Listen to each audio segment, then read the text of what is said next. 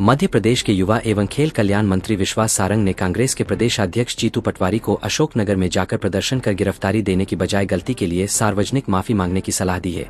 कांग्रेस प्रदेशाध्यक्ष जीतू पटवारी पर अशोकनगर के मुंगावली थाने में एक व्यक्ति को गलत बयानी के लिए उकसाने का मामला दर्ज किया गया है।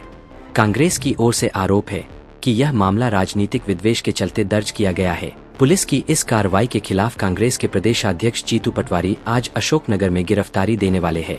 पटवारी की गिरफ्तारी देने के ऐलान पर राज्य सरकार के मंत्री सारंग ने कहा है कि पटवारी को जबरदस्ती शक्ति प्रदर्शन करने की जरूरत नहीं है। गलती की है, इसलिए प्रकरण दर्ज किया गया है और जमानत कराई है। अब एक बार फिर कानून को हाथ में लेने जा रहे हैं। यह गलत है। उन्होंने गलती की है, इसलिए माफी मांगनी चाहिए। दरअसल पिछले दिनों सोशल मीडिया पर एक वीडियो वायरल हुआ था जिसमें पटवारी द्वारा एक व्यक्ति के हवाले से कहा गया था कि उसे अशोकनगर क्षेत्र में मानव मल खिलाया गया है। बाद में जिस व्यक्ति ने आरोप लगाया था उसने पुलिस को शपथ पत्र देकर कहा कि उसे प्रलोभन देकर पटवारी ने यह बयान दिलाया है। को चरितार्थ कर रही है कि चोरी और ऊपर से सीना जोरी।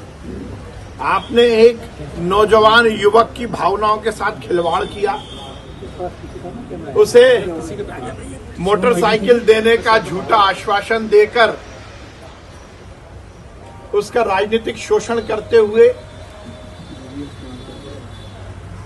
जनता के बीच में पब्लिकली उस व्यक्ति के मान को क्षति पहुंचाने का काम किया कि उसे मल खिलाया गया। अपनी राजनीतिक रोटी सेकने के लिए कांग्रेस के कार्यकर्ता कितना नीचे गिरेंगे। उस युवक ने स्वयं आकर कहा कि मुझे साइकिल देने का झूठा आश्वासन दिया और मैंने मल खिलाने वाली बात कही नहीं थी। और पटवारी जी ने अपनी राजनीतिक रोटी सेकने के लिए इस तरह के बयान दिए और सार्वजनिक रूप से स्पीकर फोन पर कलेक्टर से बात करते हुए नौकरशाही का भी अपमान किया।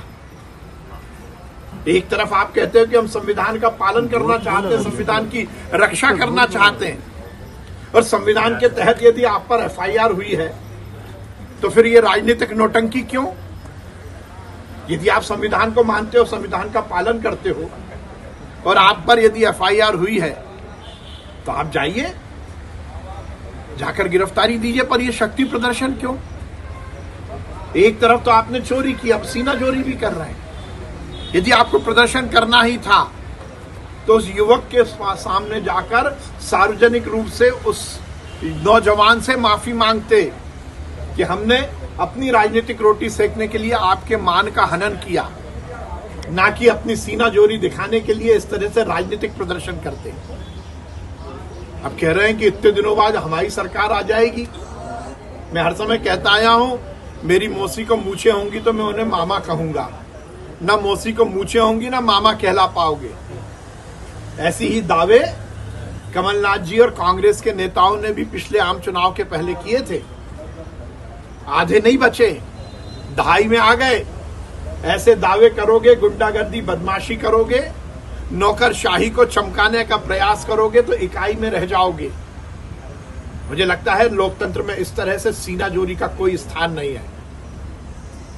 ये राजनीतिक षड्यंत्र, ये राजनीतिक उस युवक का शोषण कांग्रेस को महंगा पड़ेगा।